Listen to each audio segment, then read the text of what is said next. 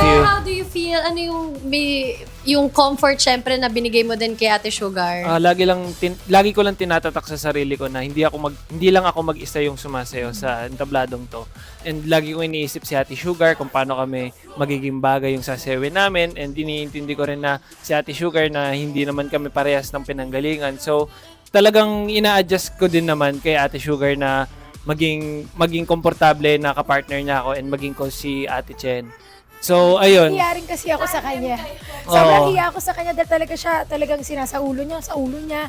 And kahit na bago sa kanya yung genre, yung parang naaano ko na nakukuha niya agad. Kaya parang, ang bigat sa akin na siya, dun lang din naman niya naaaral yung sayaw niya.